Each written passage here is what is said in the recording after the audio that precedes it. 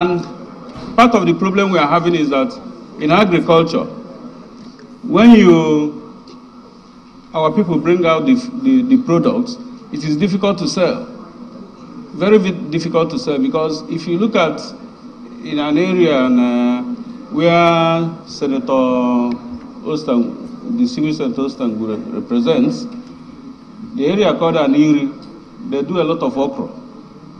But because they don't have people offtake, they don't have off-takers, it is difficult for them to make money. Most of the time, they end up trashing those okra, you know.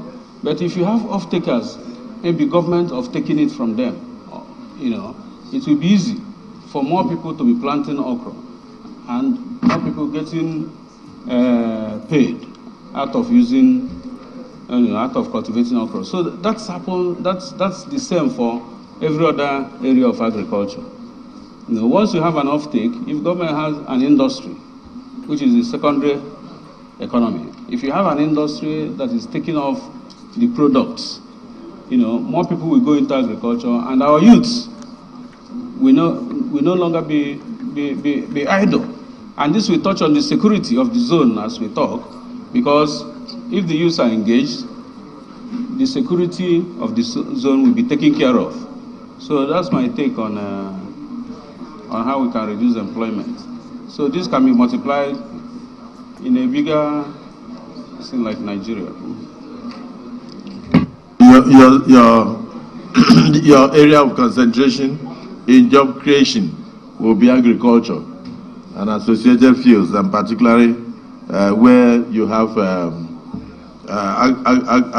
the other components of it, which is production and the use of the agricultural products.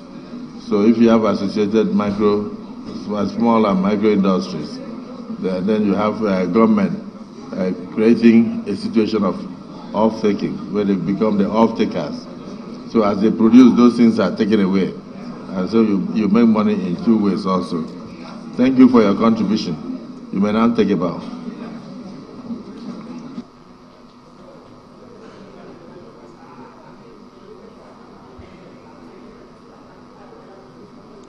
Finish this thing today. You have to step it down. You have to spread these things in the whole day.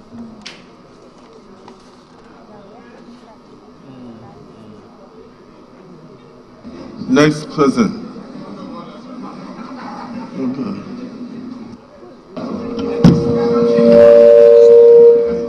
Mr. President, I want you to take our standing order and look at Order 40 and read it, so that we'll be properly guided.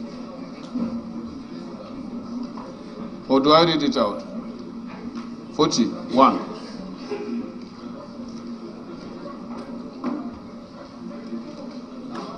Because we have a lot of work to do.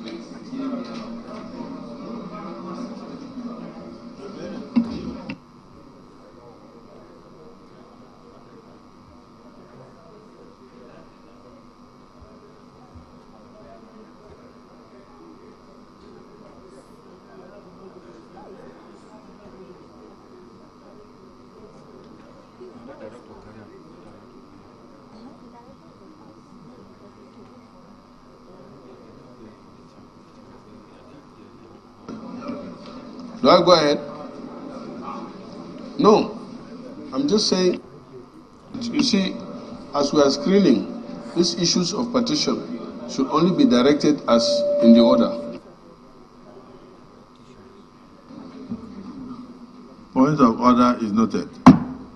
Yes.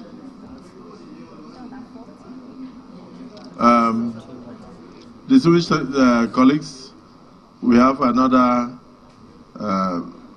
nominee before us, a former woman leader of my party, and she's here. The distinguished nominee, no, you are not distinguished. A former woman leader of my party. If it is Senator Baribe, he will use his head to know that I'm not in NAPCA.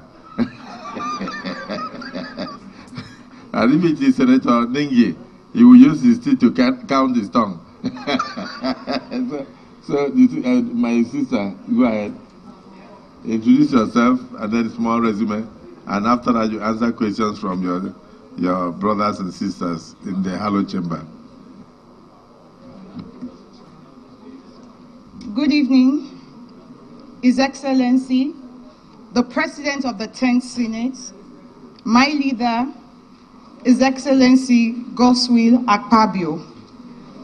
Good evening to the Deputy President of the 10th Senate, my leader, Senator Jubril Barrow.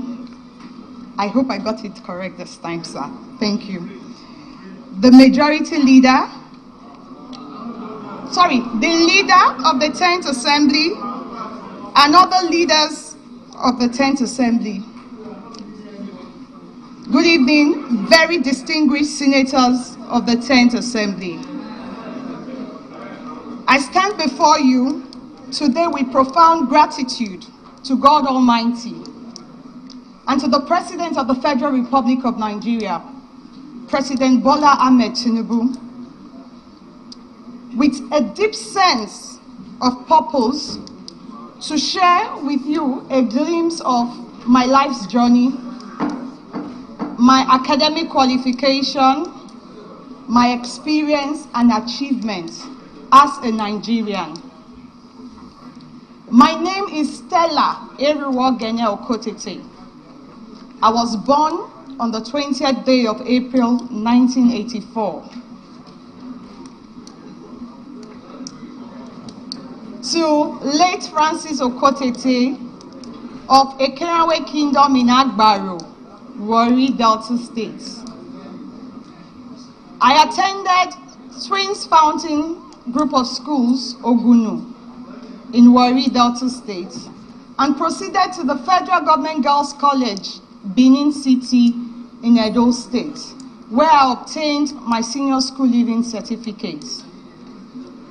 I also attended the prestigious River State College of Art and Science, Rumola, in Port Harcourt, where I also obtained my diploma in law in 2002.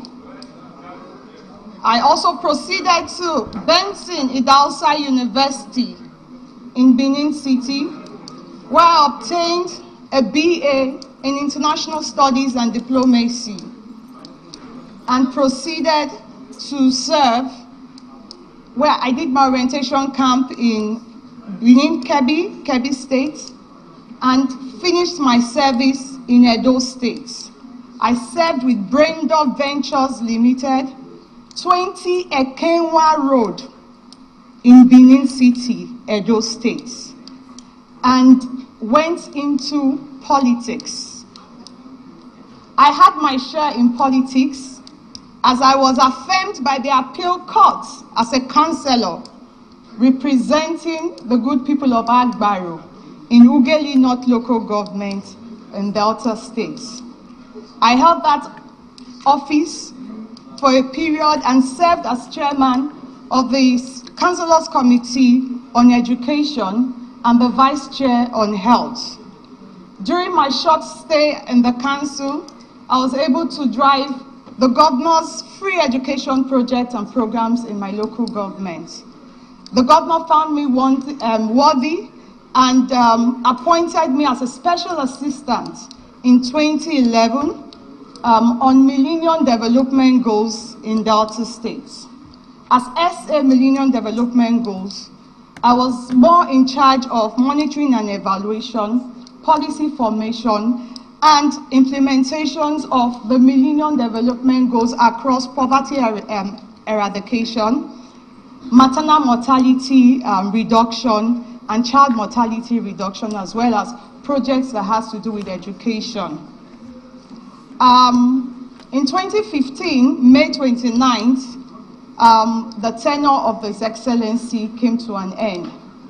And the immediate past president of the Federal Republic of Nigeria in 2017 found me worthy and appointed me in line with the Act of the Nigerian Export and Import Bank, Section 11, and Section 8 and 14.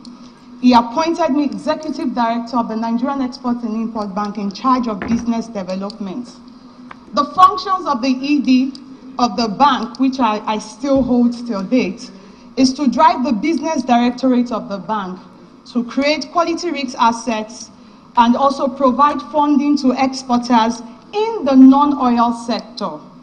When we resumed in 2017, we met a balance sheet size of 67 billion.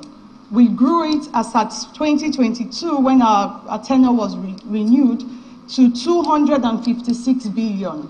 We also met a bank that was already recording losses year in, year out for 3 years. As at 2016, the bank recorded over 6 billion loss.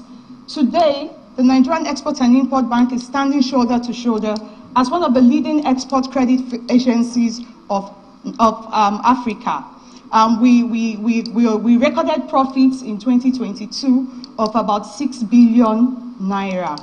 I was also the woman representative, popularly known as the woman leader of the All Progressives Congress Critical Committee in 2020.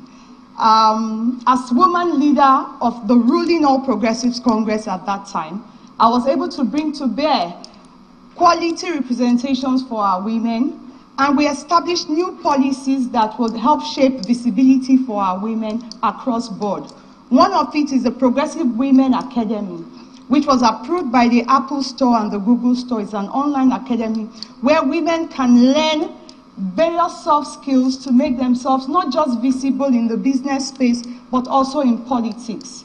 I also understood, being a very young politician that got into politics at a very young age, that there was need to build bridges across the older women in politics and the younger ones. And I established the Progressive Young Women's Forum, which was also a platform to groom future female leaders and mentor them.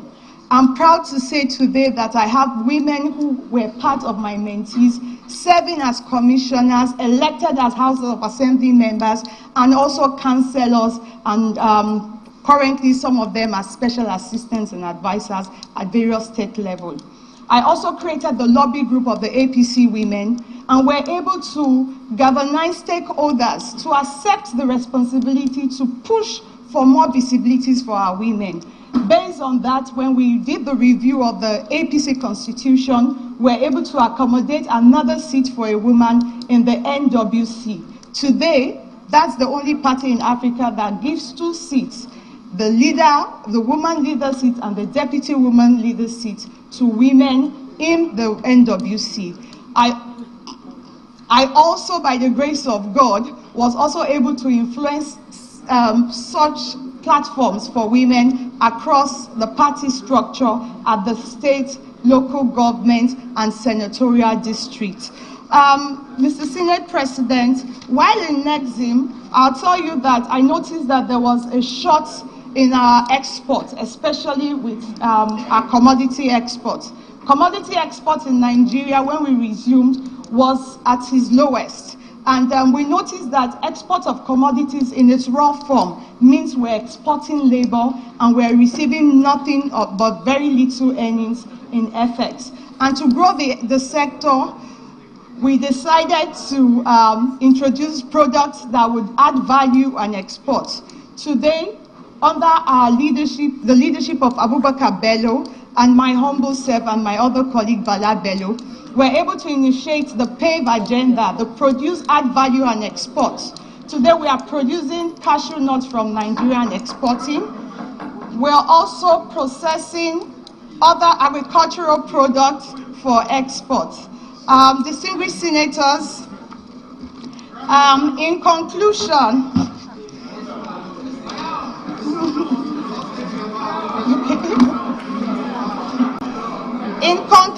sir, my vision for Nigeria aligns with the renewed hope agenda of President Bola Ahmed Tinubu and the aspirations of our great nation to diversify our economy, to strengthen governance, to promote sustainable development, and foster strong global partnership, which I firmly believe.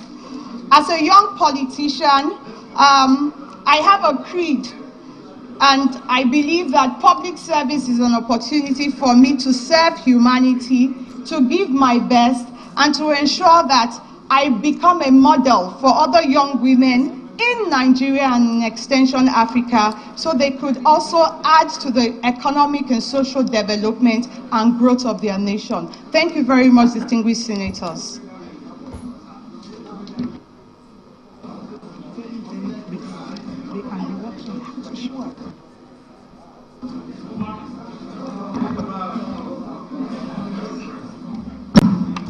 Well, in line with my usual practice of sometimes recognizing one person from the state of origin of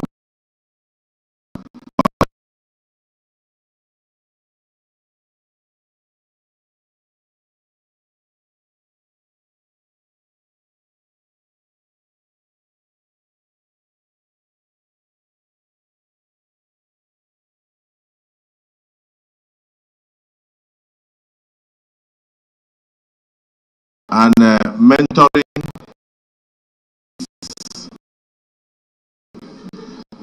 particularly for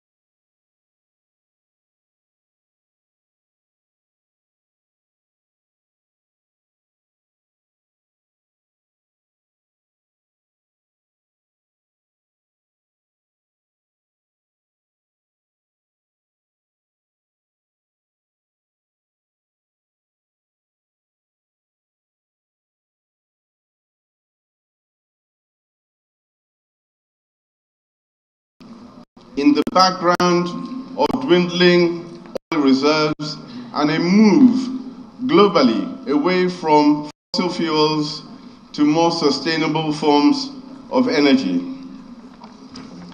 So my question that I would like to put to the nominee, so that she can extend, yes please. My colleague says she has distinguished herself already.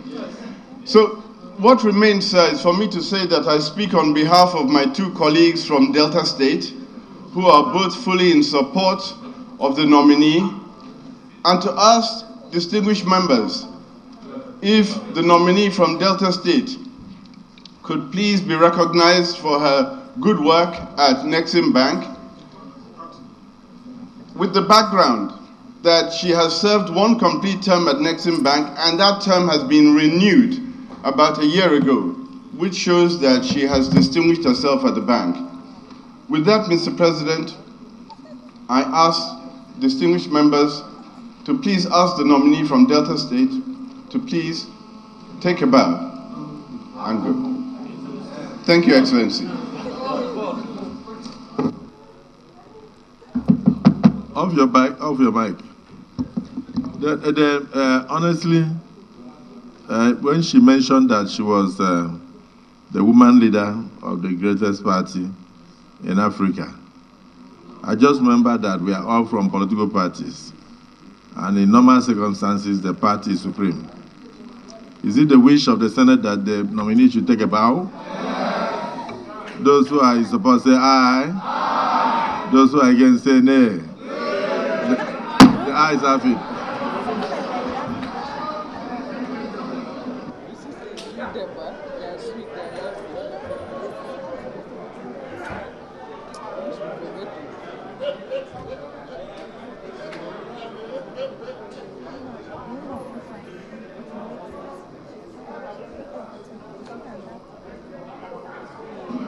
Next nominee, please.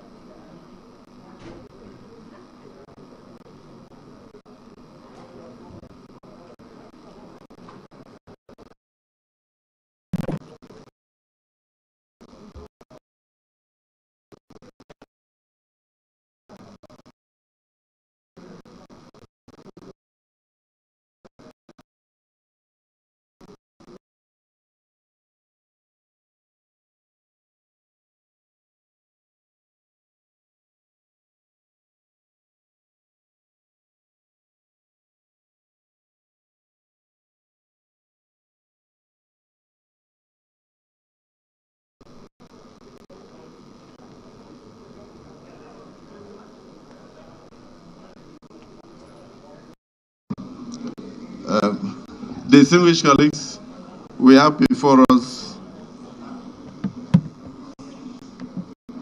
Adekola Adebayo Adelabu, a nominee from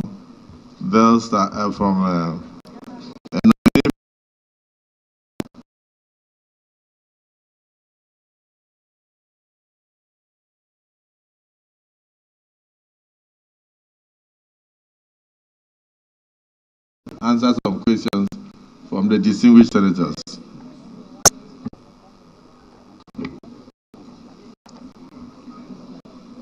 I invite the distinguished senator, the deputy, or the principal officers of this and public to you.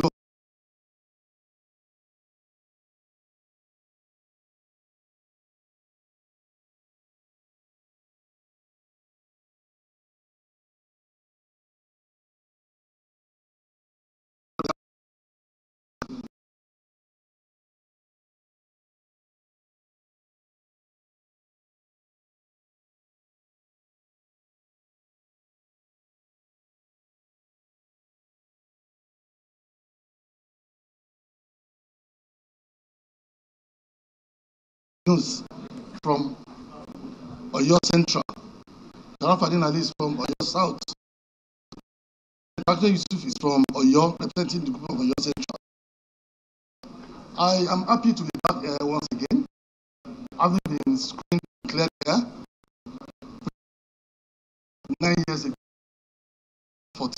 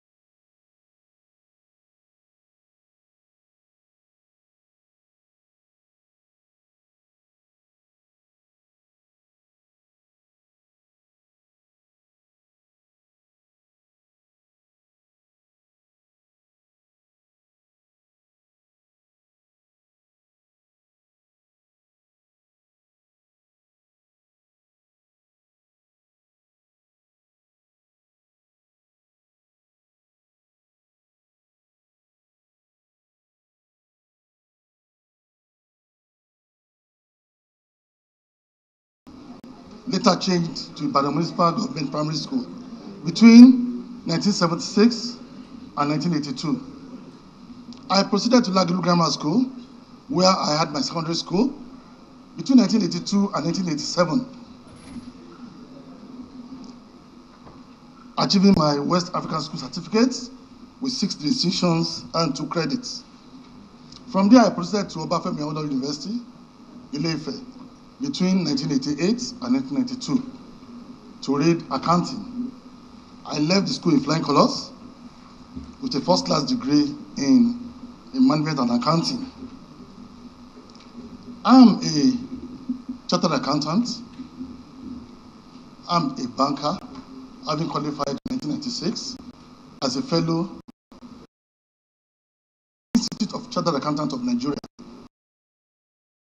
a fellow of the Chartered Institute of Bankers of Nigeria, IBN. I'm a member of the United States Institute of Internal Auditors. I'm also an associate member of the Institute of Directors of Nigeria and the UK. And just last year, I was also conferred with the National Honor Officer of the Order of the Federal Republic, OFR, by our immediate past president, President Muhammadu Buhari. In the course of my career, I had training exposure, both locally and overseas, in most of the prestigious business schools across the world, including Harvard Business School in Boston, USA, Wharton Business School in Pennsylvania, USA, University of Columbia in New York, Stanford University in California, USA, and Kellogg's Business School, Evanston, Chicago, USA. I started my working career as a youth corper in 1993 with Active Bank. In 1992 to 93 as a youth corper in Warri, Delta State, where I did my service here. I completed my service here in 1993 to join an international firm of chartered accountants and management consultants called Price Waterhouse. It was the biggest accounting firm throughout the world at the time, under the leadership of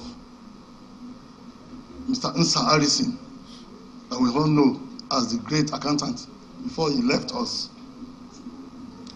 I trained as an accountant, management consultant, between the year 1993 and year 2000, rising to the post of audit manager and senior consultant before moving over to the banking industry. At this time, I've actually achieved all the qualifications, professional qualifications that an accountant needed to face the industry. I chose to move over to banking industry, which was actually a landmark change in my career. I started with a small bank called First Atlantic Bank as a financial controller under the MDship of Mr. Femi Pedro. And I can confirm to this Allo chamber that I also have one of my colleagues that we served under Mr. Femi Pedro here. I was the financial controller of the bank as a senior manager. Now looking for experience in a bigger bank, in fact, the biggest bank in Nigeria at that time, in terms of turnover and profitability, I moved over to First Bank in 2003 as a senior manager and deputy financial controller. A year after, I was promoted to principal manager and pioneer head of budget and performance management. This same colleague of mine, we served together in First Bank again, is also in this chamber, can testify to that. So having left First Bank and looking for international banking exposure, I joined Standard Chartered Bank as a general manager. In fact, as the regional manager for finance and strategy for consumer banking, covering the entire of West Africa, 6 countries, Nigeria, Ghana, Sierra Leone, Gambia, Cote d'Ivoire, and Togo. So I had my offices in both Lagos and Accra. I did this for about 3 years as a general manager. But I was reinvited by First Bank to join their newly formed executive management team as the chief financial officer of the bank and an executive vice president, which I obliged in December 2009, went back to First Bank. Just a year after, I was elevated to a member of the board as an executive director and the group chief financial officer of First Bank, a role I performed up to 2014, February 20 specifically, when the then President Goodluck Jonathan, found me worthy to be appointed as a Deputy Governor of the Central Bank of Nigeria to replace the then Mr. Tunde Lemon, who just retired from service. I was screened and confirmed by this Allo chamber, by the Banking and Finance Committee, under the chairmanship of Mr. Basiotu, who is currently the governor of Cross River State. So I'm happy to be here. While I was in Central Bank of Nigeria, I joined as Deputy Governor in charge of financial system stability. And my major responsibility was to supervise all Nigerian banks and non-bank financial institutions in terms of operational oversight and regulatory policies. A year after, in 2015, I was moved over as Deputy Governor to oversee corporate services of Central Bank. In Central Bank, corporate services is responsible for all the support functions in Central Bank, including finance, human resources, legal, procurement, communication, security, and so on and so forth. I did this for about a year before I was moved to Deputy Governor Operations, which I did for about 2 years before I voluntarily resigned to contest the governorship election in my state, or your state. When I was at Central Bank, to round up, I was privileged to serve the country as the board chairman of Financial Institution Training Center, FITC, as the board chairman of the Nigerian Interbank Settlement System, NIBS, as a board member of the Asset Management Corporation of Nigeria, AMCON, as a board member of the Nigerian Security Printing and Meeting Company, NSPMC, as a board member of the Federal Inland Revenue Services, FRS, and a board member. The nominee. I have 36 PhDs around the world. If I should appear before the Senate to read even my honorary degrees, they will not be able to close in a day. So all the boards you have served, we have taken judicial notice of all.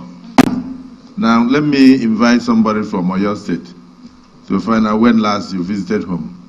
Because you could do all these things you are doing, and yet you are totally disconnected from home. Yes, the distinguished senators from Oyo State, Abdul Fattah Buhari.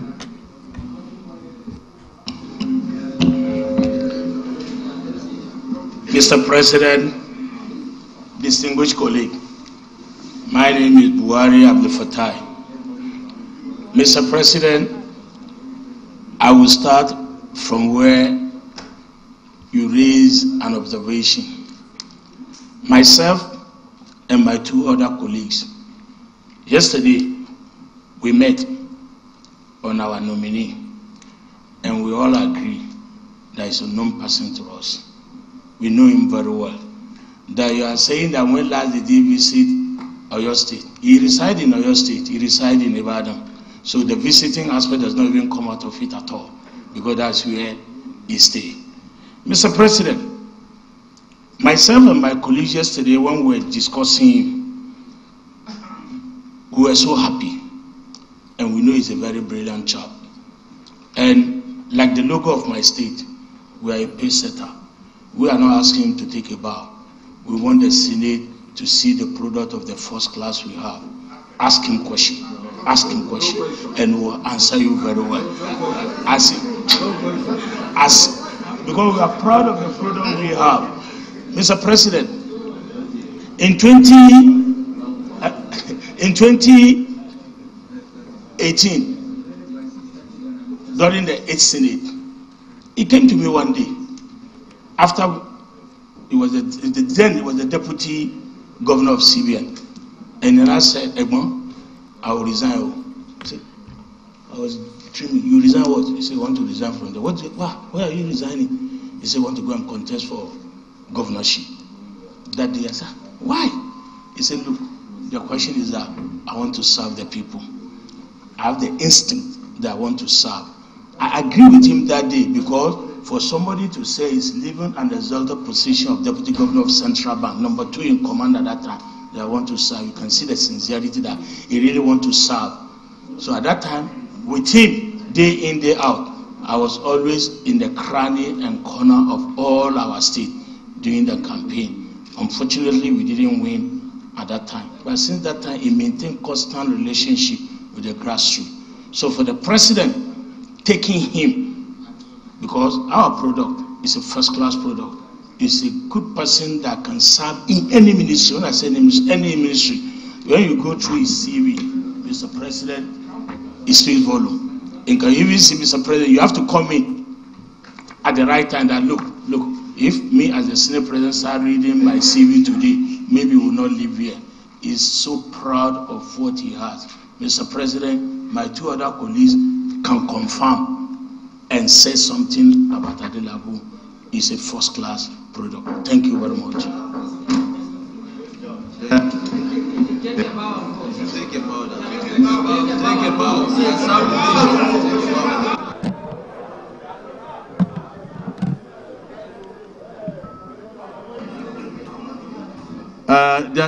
Oh, it's okay. No, you're okay. Abdul Fattah, you're okay. You see, if you are challenging the Senate to ask him questions, by the time the Senate is through with the questions, I hope you will still be smiling. Because why I'm mentioning this is, dear nominee, you just mentioned that you were in Central Bank. In your opinion, was the Central Bank in competition with the federal government in its operations? Note what I've just said. Because in the minds of some people, they believe that the Central Bank is running a government within a government. Note it. That's number one. And the second one is, will you be very proud of how the Central Bank, prior to the emergence of President Bola Ahmed Tinubu, ran the economy of Nigeria? That's number two. Number three, will you think that the policy of changing currency in 2 weeks to election? No, I'm not asking question. I'm not asking question. No, the nominee is very brilliant. It is Abdul Fattah that started it. He said, so let me not ask any question. Let me allow the floor because Abdul Fattah, you are challenging the Senate. Watch out. I start with distinguished Senate Whip. Start because I know you.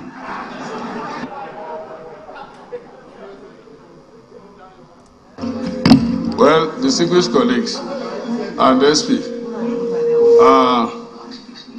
first of all, I want to actually congratulate the nominee.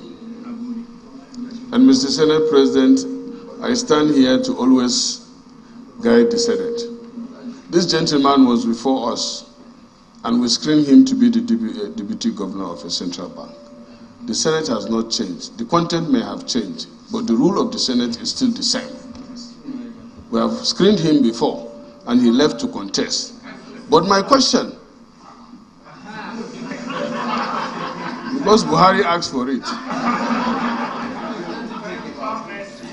I want to find out whether you are part of the Anchor Borrowers Scheme. If you are, then would you say that the Anchor Borrowers Scheme has achieved what it's supposed to? Then, if you are not, and the Anchor Borrowers Scheme was introduced with good intent, what would you think would be better way, especially now that we need to grow what we eat? And this is one of the major problems. That's the second question. The third one, because he said you should ask questions. The singular exchange rate triggered by this administration is with good intention, but the backlash of it is now being felt, and dollar is going up. And once it continues going, the price of products, which 95% of our consumption is imported, will continue to grow up. And the income that is going to our people is not the same. That's number 3. Number 4. Do I stop there? One more. Okay. You said something in Hausa. Mr. President, I beg to sit down. Mike, well, the distinguished colleagues, with all sense of seriousness, I think we have a first-class bread before us.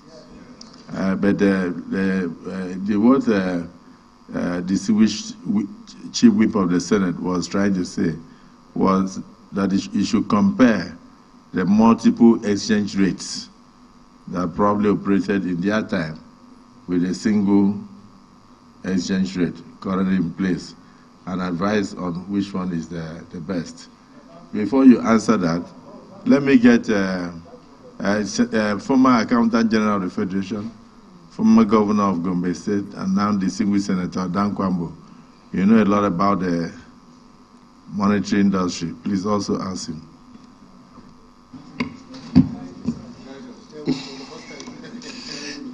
Thank you, Mr. President. My name is Ibrahim Nkwambo. I represent Gombe North. Let me start by congratulating our brother and my colleague. I say my colleague because I was in Coopers & Lybrand, one of the famous accounting firms in the world, the #1 actually. And we built foundation of professionalism in that industry. My question, my brother, today the federal government is running 2 budgets, one for 2022 to December 2023, one 2023 to December 2023. By our Constitution, this is a violation of the Constitution, because the Constitution requires the Auditor General to submit an account within 3 months after preparation of an account by the Accountant General in 3 months, that is 6 months. Today, the accounts of the Federation have not been submitted to the Parliament. What will you do if you are made maybe the Minister of Finance or somebody that will be in charge of this kind of thing? Will you stop the 2022 accounts from running immediately, or what will you do otherwise? Two.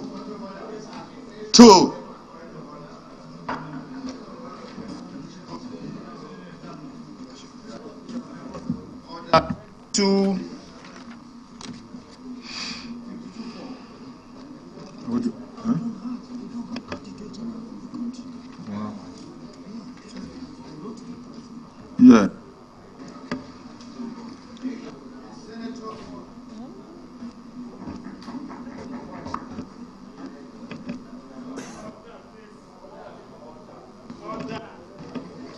Order 52-4.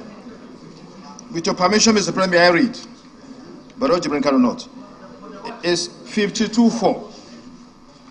A senator must confine his observations to the subjects under discussion and may not introduce matter irrelevant thereto. Mr. President, what we are discussing here, I'm coming. Can I explain?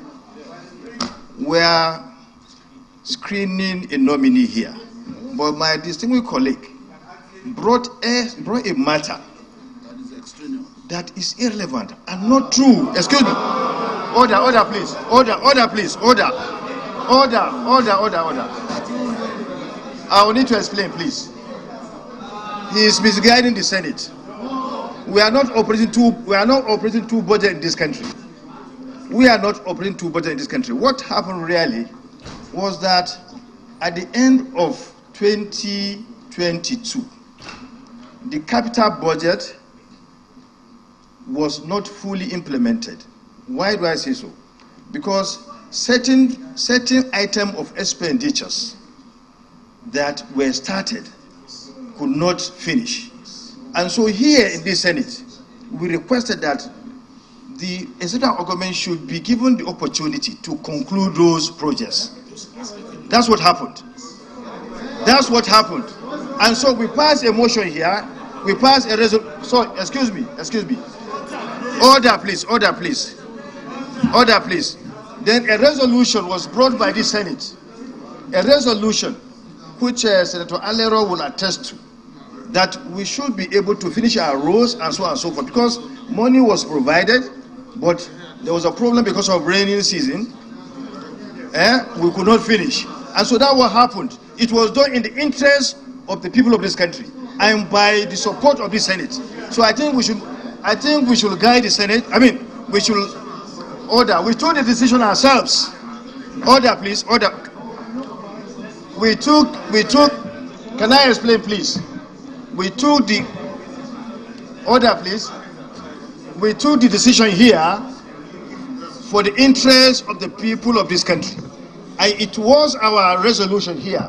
So to now say two projects are being operated, I think it's not correct. I think there's a need to guide the Senate and to guide everyone to understand the situation. I say submit.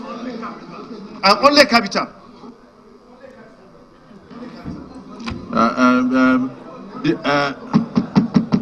Distinguished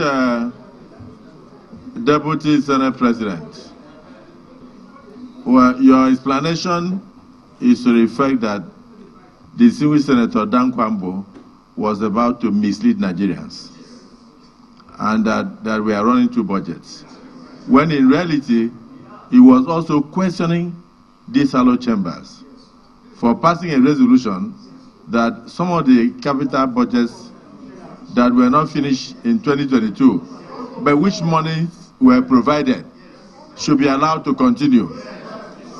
And that does not amount to running two budgets. So it is important for the press to know that the distinguished Senator Dan Kwambo, from a political perspective, was trying to mislead the Senate. So your point of order is hereby sustained. Can I listen to distinguished Senator Tambua? Please, in case you want to ask the question.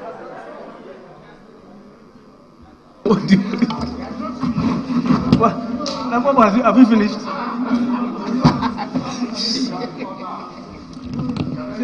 Well, Mr. President, distinguished colleagues, I believe that Mr. President, sitting as chair, would not want me to go back to the issue raised by distinguished Senator Dan Kwambo as a former speaker of a co-chamber of this National Assembly. Because if you want me to do that, Mr. Senate President, my response to you will be that a wrong is a wrong. Wait, a wrong is a wrong. When you want to roll over a budget, you roll it over. Okay, you want me to address? Well, I thought you were. Distinguished Senator Tambua, I thought you raised your hand to ask question, but I noticed that you are not the one who raised your hand to ask question. It's actually Senator Wadada.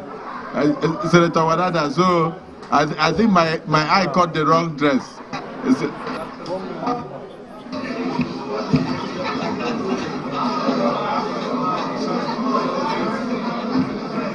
Thank you very much, Mr. President.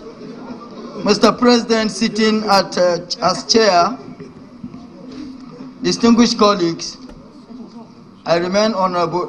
Senator Ahmed Wadada Aliyu, representing Nasarawa West Senatorial District of Nasarawa State. I still remain a horse rider. Mr. Nominee, congratulations for your achievements. Your resume really speaks for you.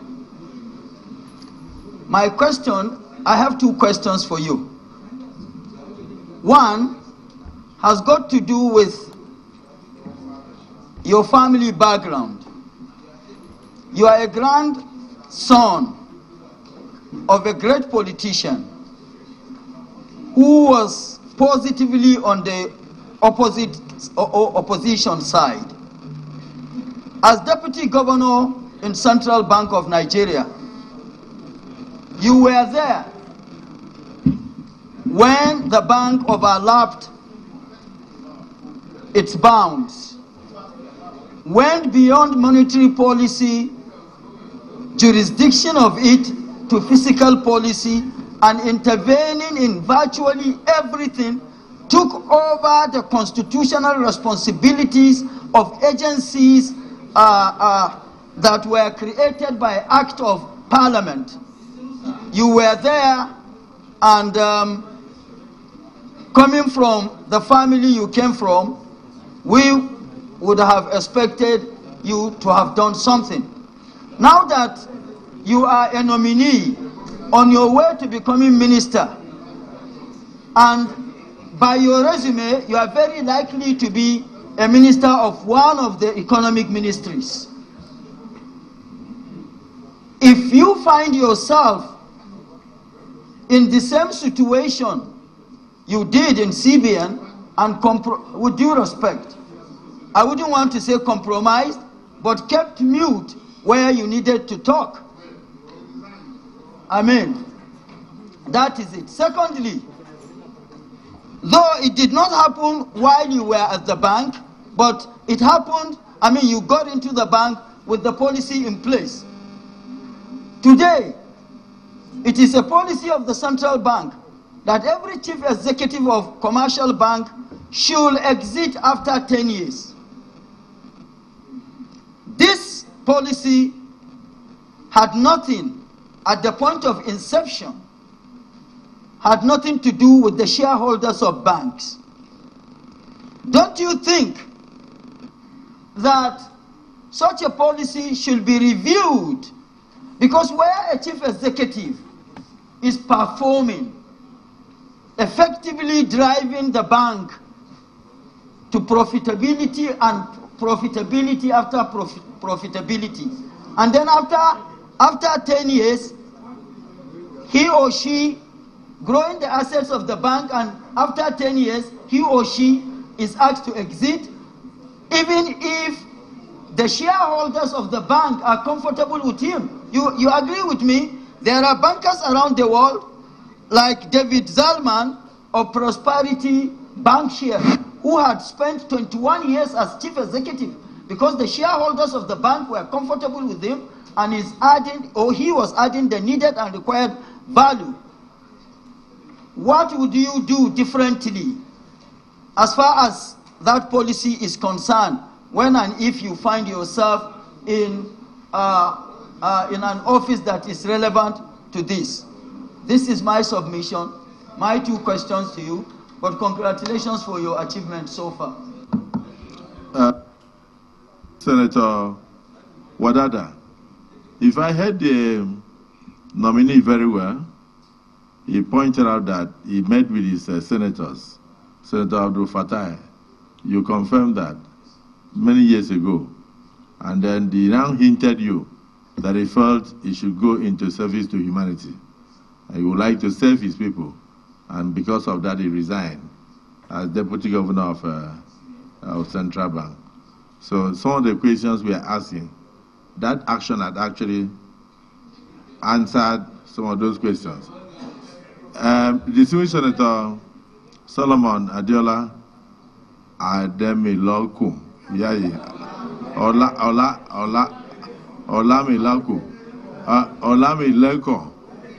Olamileko, because you are the chairman of our preparation. No, have we changed it? We all are the chairman of our preparation, and you are seeing somebody in the industry. Just ask the last question so that he can take off from there.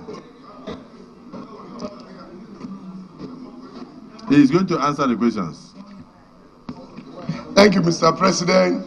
Adeola Solomon Olamileko, representing the good people of Ogun West Senatorial District. Mr. President, thank you for this opportunity to speak to a friend.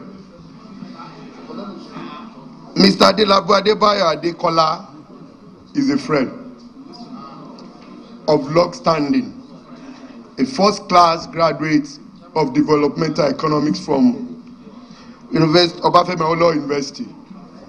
Mr. President, his resume speaks volumes, and I strongly believe that he has something to offer this country. Mr. President, my own question is this, and I strongly believe that if he's not finance minister, he will be heading towards national planning and budgets, either of the two. But sir, Mr. Adebayo has been involved in government at the highest level of banking activities. And you will agree with me that one of our major challenges during the last administration is the conflict between the fiscal and the monetary policy, which generated a lot of controversies, even during the consideration of the medium-term expenditure framework. We continue to ask this question. And having served as the Deputy Governor of Central Bank, I want to know his take as far as the current challenges we have between these two major policies. Because no matter economic reform we might be putting in place, if there is conflict between these two policies, it will be difficult to achieve any meaningful achievement. So I want to ask, why standing before us, that if peradventure he ends up as Minister for National Planning, definitely he has to be constructively engaged with the Central Bank of Nigeria. How will he handle this particular aspect of our economic challenges that have been confronting us as a nation? Secondly, Mr. President, yesterday the President of the Federal Republic of Nigeria spoke to us, and in his speech it carries a lot of promising future for us as a country. He mentioned in the area of agriculture what he's going to do. He also speak to the area of transportation and all other things that it tends to bring to the table, even though we are seeing it as palliative measure. But it has to do with national planning and budgets. I want him to speak to that president's speech in 2 minutes. What is his own view about that particular speech? I so submit. Thank you, Mr. President. Yes, the distinguished nominee.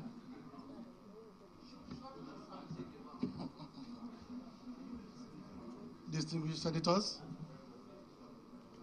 thank you so much for the questions, and I also want to thank you for speaking glowingly about my CV. Thank you very much.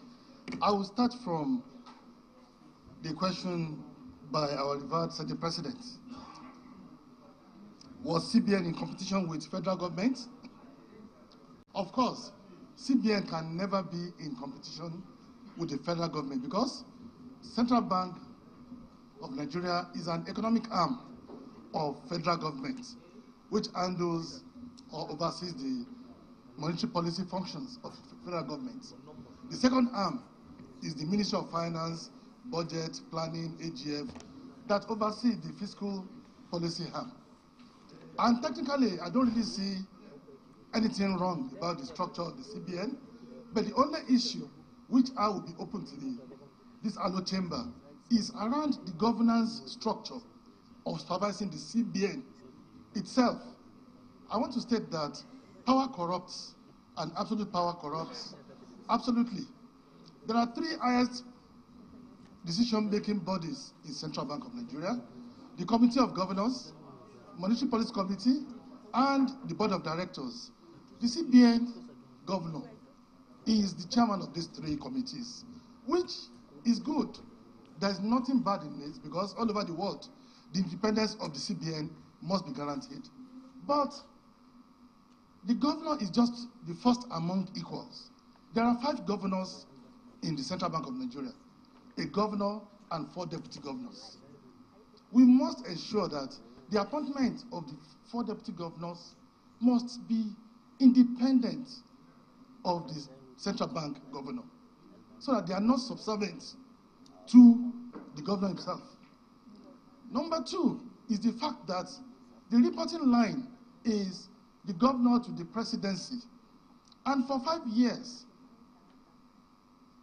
the president may not see any of the deputy governors. There should be occasions, it could be once in a quarter, once in 6 months, that the entire committee of governors will meet with the Mr. President, and then from their own perspective. There's what we call minority opinions. In all the minutes of the COG, of the MPC, and of the Board of Directors, they are always documented. most of these controversial decisions coming out of the CBN were actually taken by either 3 out of 5 or 4 out of 5. There's always a minority opinion. So far, the 3 as the governor by their side, they have their way. The minority will have their say. Even they may have superior arguments. Once in a while, I believe the presidency should undertake to go through some of these minority opinions at the Committee of Governors meetings, at the Board of Directors meetings, or Monetary Policy Committee meetings. A number of issues may actually come out of it. And lastly, sir, I would also suggest that the economic management team of the country, of the nation, which comprise of the finance minister, the budget and national planning, the CBN governor, the Accountant General of the Federation, and some other relevant ministries, must have some subtle oversight on CBN in terms of interrogating a lot of decisions of Central Bank of Nigeria. If CBN knows that there is a body is going to report to, in terms of the list of the companies and individuals they allocated foreign exchange to, how the MPC arrived at the interest rate, the benchmark rate, the volume of money created, in terms of BDCs licensed, payment system, and a lot of other things, even development, finance, intervention, and lending, they will be very, very moderate and they will be careful, because this is an abnormal situation in the country and must be handled unconventionally. Before then, distinguished senators, somebody was providing solutions to some of our problems. And I noticed that some senators were distracted. The things he said here, he pointed out that there was no proper monitoring of the Central Bank of Nigeria. And that, in fact, there is no monitoring. And that in all the meetings of the various arms of the CBN, there were always minority opinions that may even turn out to be the opinion that would have salvaged the economy. He also pointed out that there was a big flaw, and that flaw is the fact that the president of the country only meets with the central bank governor alone. And there was never a time he demanded to see the other 4 deputy governors. He also, and therefore, whatever the central bank governor tells the president would look as if that is the decision of the CBN, when in reality they have their own diverse opinions. And he also pointed out that there was no kind of organized or statutory meeting that involved the Accountant General of the Federation, the Governor of Central Bank, the Budget Planning Division, the CBN governors, and those 4 deputy governors, even once in a year. That in 5 years of being there, nothing like that. And therefore, what came out of CBN did not reflect the totality of their decisions. And so things went wrong. It is not as if CBN was in competition with government, but that nobody was supervising CBN. And therefore, whatever decisions they took there, they had nobody to report to. So I think this is a food for thought for distinguished senators. And that means that we must revisit the act that set up the CBN. Because most of the problems we are seeing cannot be answered by him. But he cannot stand here and condemn the very institution that he belonged. But he has at least hinted us that it is not every decision that he agreed with, or the other people, the other deputy governors agreed with. So we probably would not have been where we are now if indeed we had a proper oversight and monitoring of the CBN by the act itself. I think you should not expose more. We welcome you and we'd like you to take a bow. We'll consider your case after this.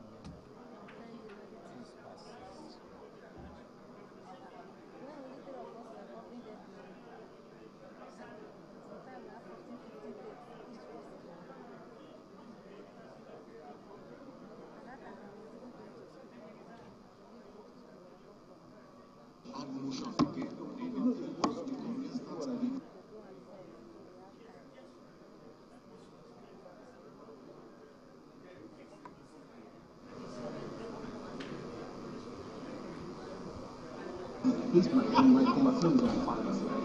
What we have is 2007 Act. What was amended was Bofia. No, we amended both Bofia and CBN Act. I remember now. We amended both. Remember. What year did you do CBN? Last year. Last year. Last year. There are records now. Let me say this. No more motion. Let us start with screening tomorrow. Let's not add motion. Now let's start with screening tomorrow. Let every motion. No motion. Tomorrow one is after the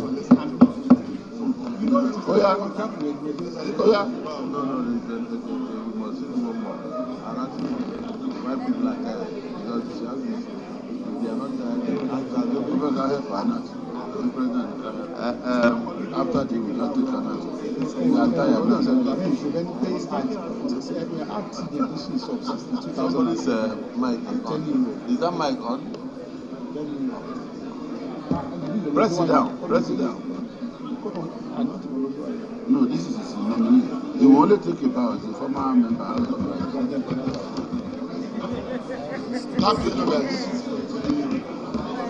off the mic there.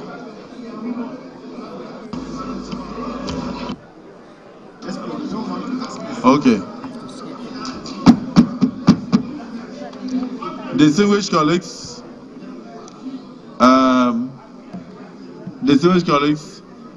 we have another nominee before us.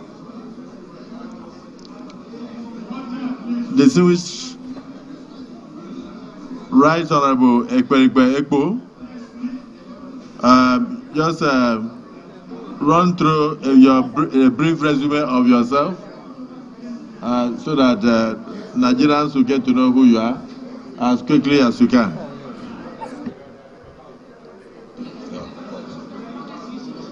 Your Excellency,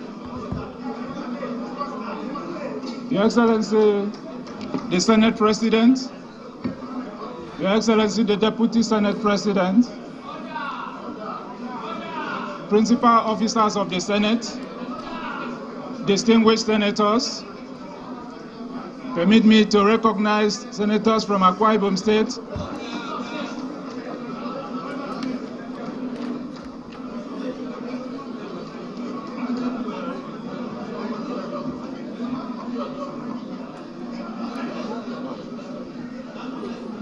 Your Excellency, the Senate President, Your Excellency, the Deputy Senate President, principal officers of the Senate, distinguished senators, may I recognize Senator Ekong Samson and Senator Nyakan Basi from Akwa Ibom State. My name is Honorable Ekberikwe Ekbo. I am from Ika local government of Akwa Ibom State. I'm here at the benevolence of His Excellency, the President of the Federal Republic of Nigeria, as a ministerial nominee. Distinguished senators, I started my primary education at St. Francis or St. Dominic's, Ikot Ebenwa. I proceeded to St. Augustine Secondary School for my secondary school education. From there to the University of Calabar, where I obtained my first degree in ecology. After that, I went for further studies, and my master's I obtained in the area of environmental pollution and toxicology. Distinguished senators, I have been a chairman of a local government, caretaker chairman, elected chairman. Then thereafter, I was elected to the House of Representatives between 2007 to 2011.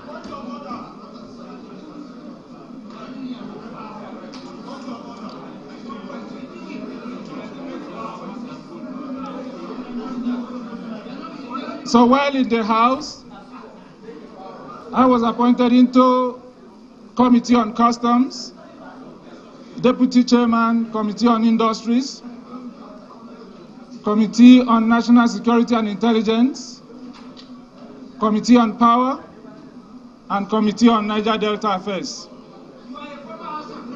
Yes. Your Excellencies,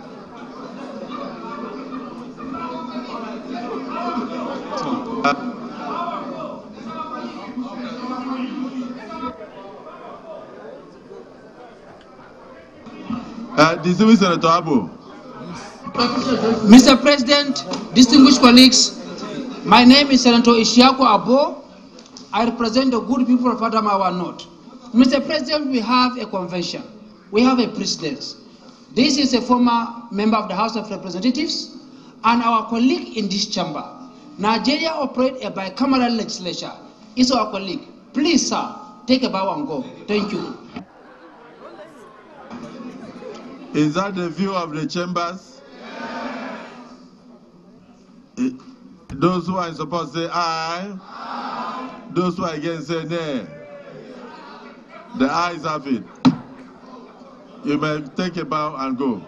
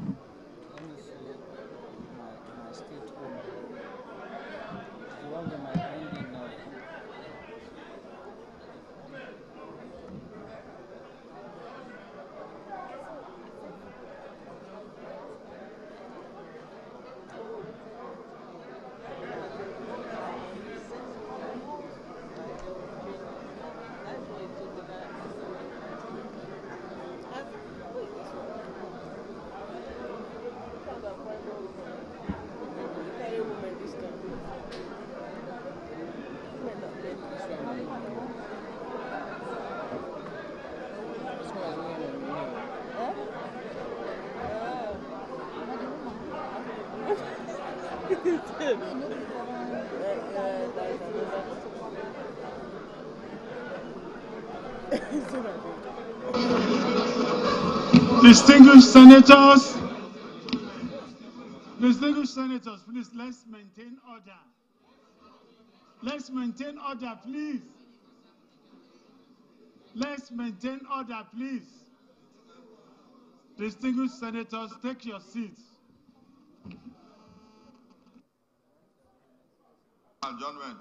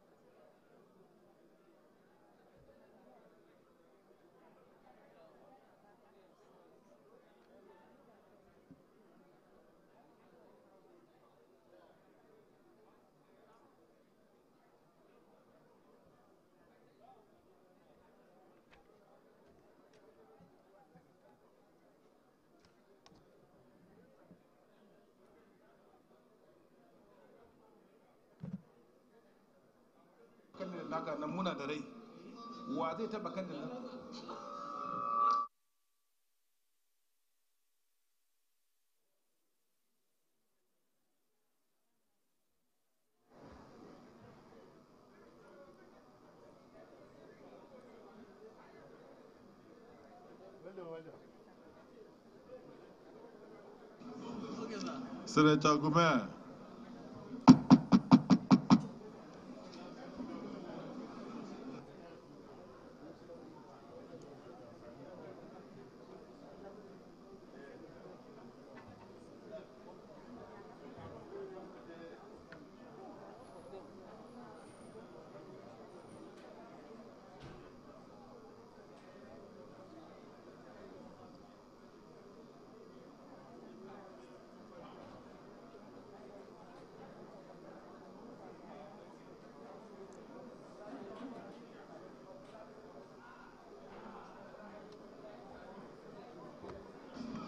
Dear nominee,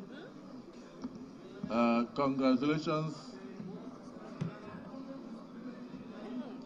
Congratulations on your nomination by Mr. President. We have your resume. You may wish to just give a brief summary of yourself, and thereafter take a few questions from our distinguished colleagues.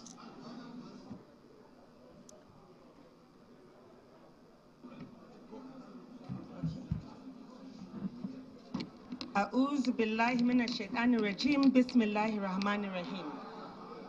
I hope.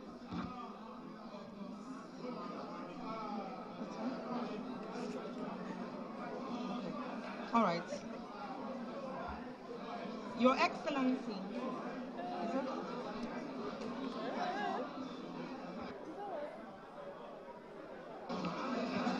Distinguished Senator, please, let's maintain order. Order, please.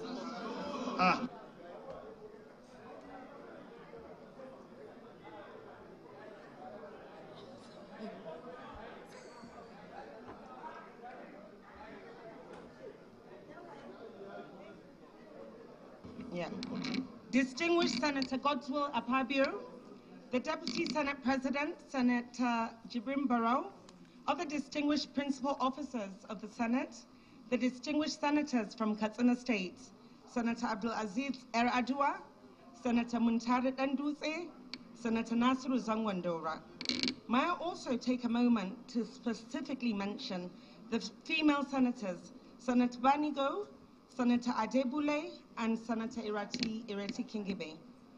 All distinguished senators of the Federal Republic, good evening. I am Hannatu Musawa. I would first of all like to express my sincere appreciation to this hallowed house for accommodating my participation in this crucial exercise for the evolution of our nation. First and foremost, I would like to praise the Almighty Allah the most gracious, the most merciful, for his blessing given to me and to our nation. May I state my sincere appreciation to President Bola Ahmed Tinubu for considering me fit to be nominated as the Minister of the Federal Republic of Nigeria.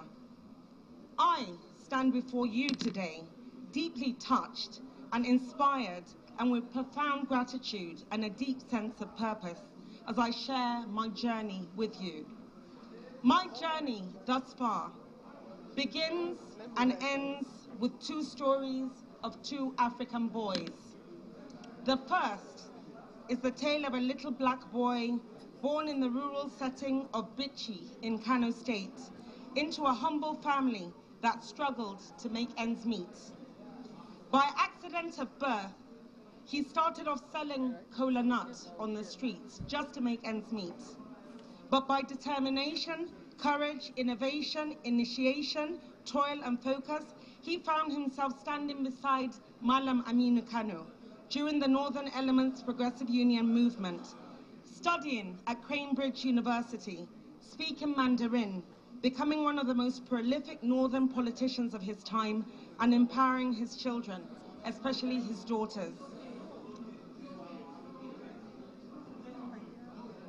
That man's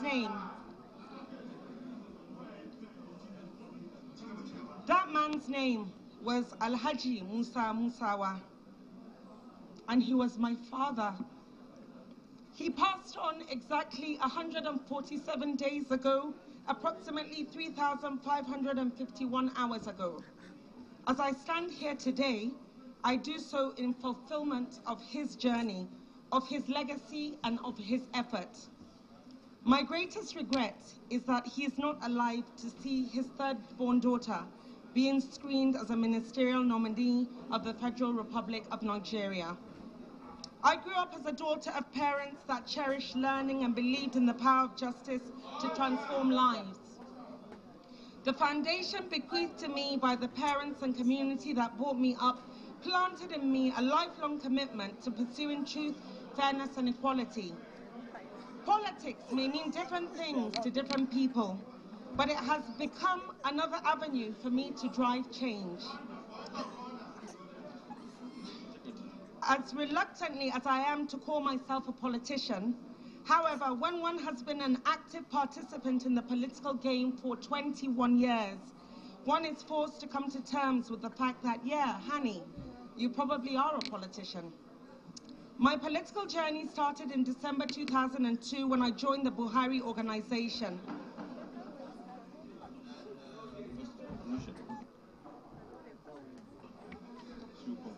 Okay. I started my story, I'll conclude.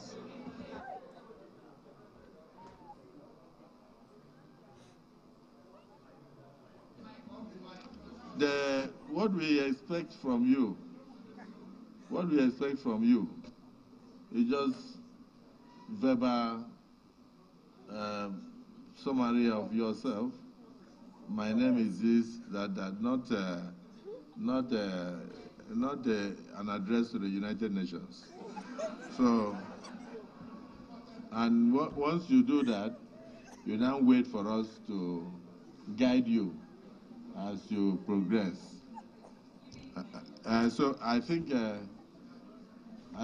you have done that adequately. Distinguished Senator Abu. Thank you, Mr. President. My name again is Senator Ishiaku Abo. I represent the good people of Adamawa North. Mr. President, I want to first of all thank President Bola Ahmed Tinubu for, in the first time in the history of this nation, nominating 7 women at one fell swoop as ministers designate. Mr. President, we never had it this good. We must encourage women, our mothers, to participate in politics. And Mr. Tinubu have shown this commitment. By this, Mr. President, I call on my colleagues to please, Haratu Musawa, to take a bow and go. Thank you.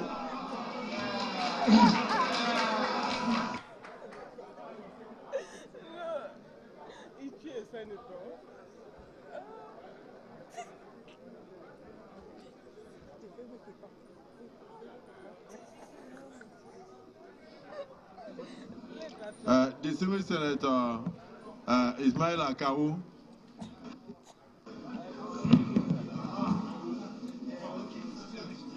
Yes. Mr. President, my dear distinguished colleague, I am Suleiman Eka Usmaila, OFR, representing Kano South Senatorial District.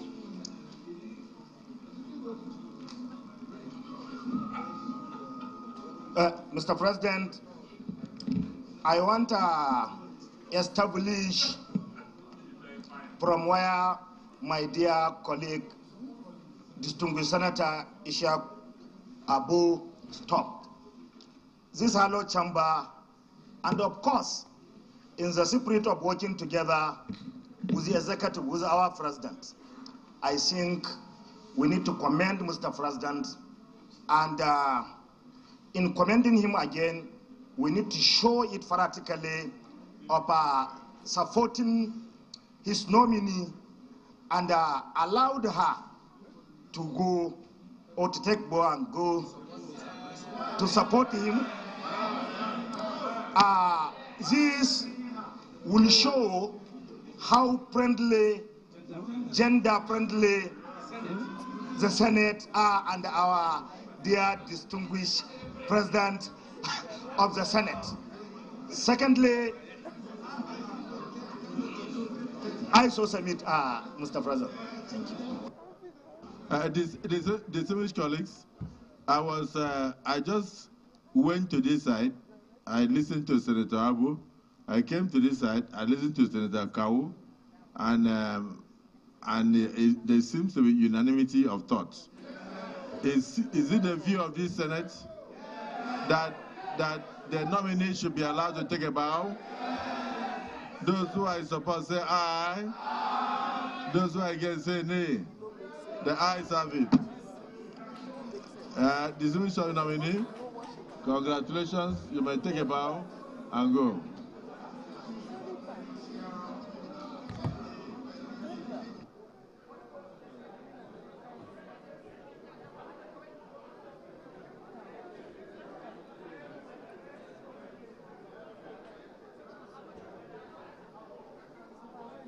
As the Senate leader.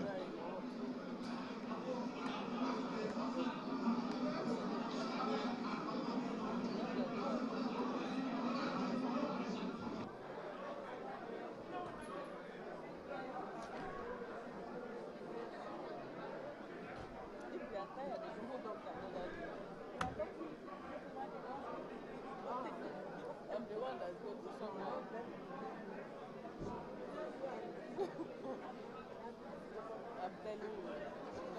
The one that did not hear, I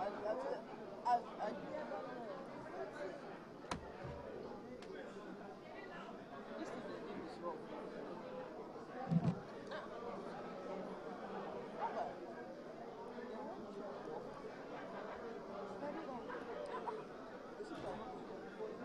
They don't see, they are telling him, they are telling him. You know, that is why you allow, if not, you allow them to ask questions.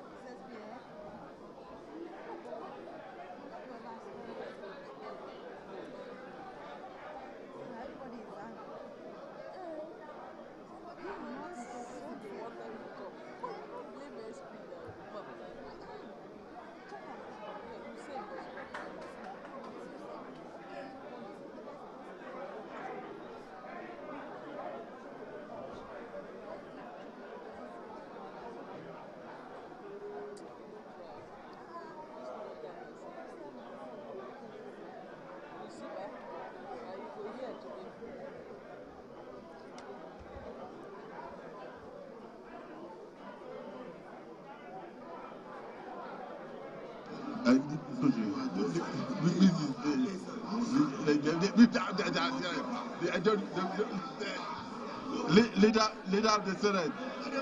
Leader of the Senate. Leader of the Senate. Leader of the Senate. Leader of the Senate. Move a motion to suspend the other papers on the bill. Mr. President, very, very distinguished colleagues,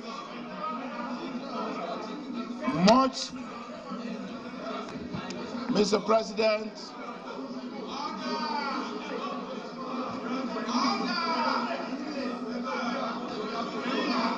President, Minority Leader, please, no, pay attention now. Mr. Speaker, we revert back to Mr. Speaker, I move that we suspend the other items on the agenda to the next legislative day. I so move. Thank you, Mr. President. Sitting as chair, I wish to second the motion moved by the leader of the Senate. I so second, Mr. President. Distinguished colleagues, a motion has been moved and seconded that we suspend the remaining items on the order paper to the next legislative date. Those in support of the motion say aye. Those against say nay. The ayes have it. Leader of the Senate.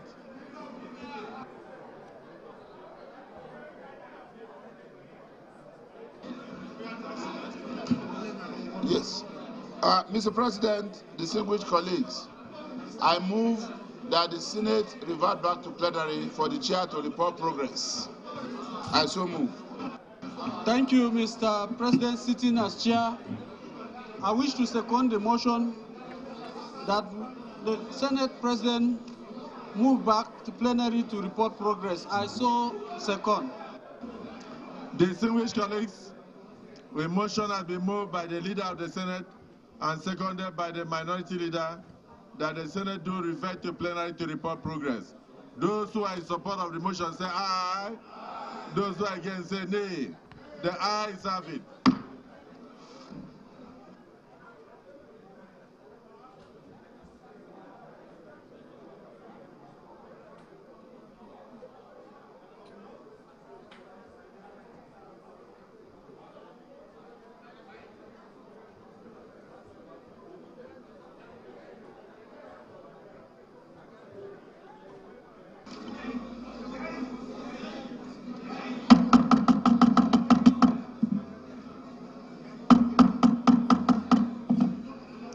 Distinguished colleagues,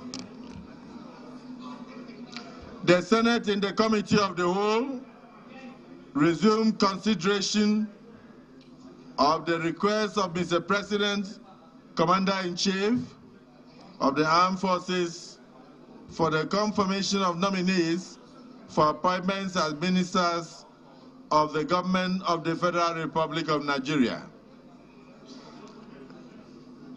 Many of the nominees attended the session, answered questions from distinguished senators on a number of topical issues.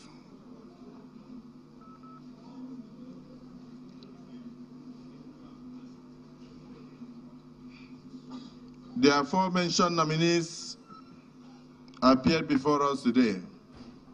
His Excellency Senator David Umahi from Ebonyi State, Mr. Adebayo Olawale from Ogun State, His Excellency Nasir Ahmad Al-Rufai from Kaduna State, Architect Ahmed Musa Dangiwa from Katsina State, Chief Uche Geoffrey Naji from Enugu State, Stella Okotete from Delta State, Mr. Adekola Adebayo Adelabu from Oyo State, Right Honorable Ekperikpe Ekpo from Akwa Ibom State, Barrister Hanatu Musawa from Katsina State.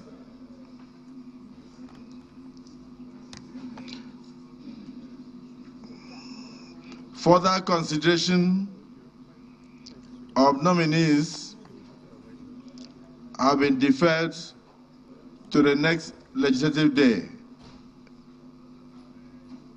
Is this a true reflection of what transpired in the Committee of the Whole?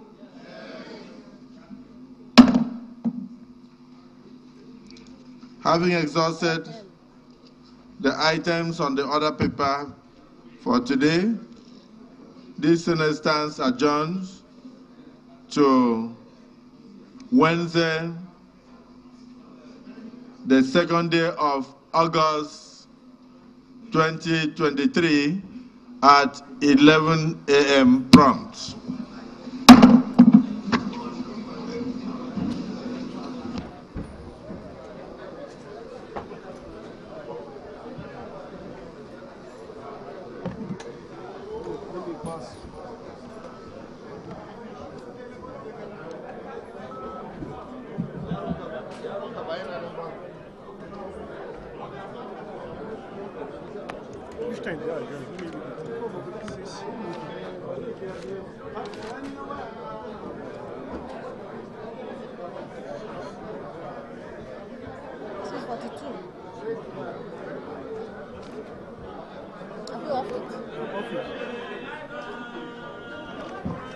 I gave you, so you know those things they confirm. That's I asked probably so that mark. It was calling the name.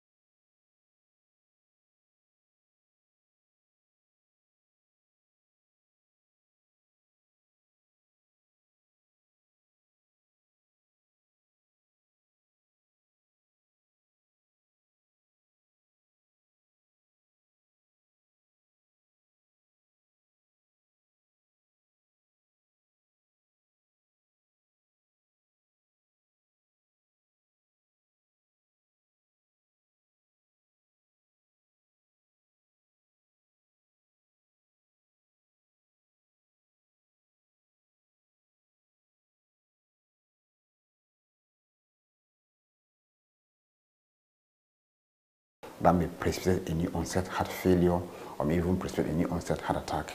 Now, who are those at higher risk? People must use dry eyes during wedding or during occasions. I want to advise that the hall or the reception hall or the venue must be well ventilated. And there should be a caution. If you have respiratory problem, if you're an asthmatic, you have chronic respiratory problem, if you're even hypertensive,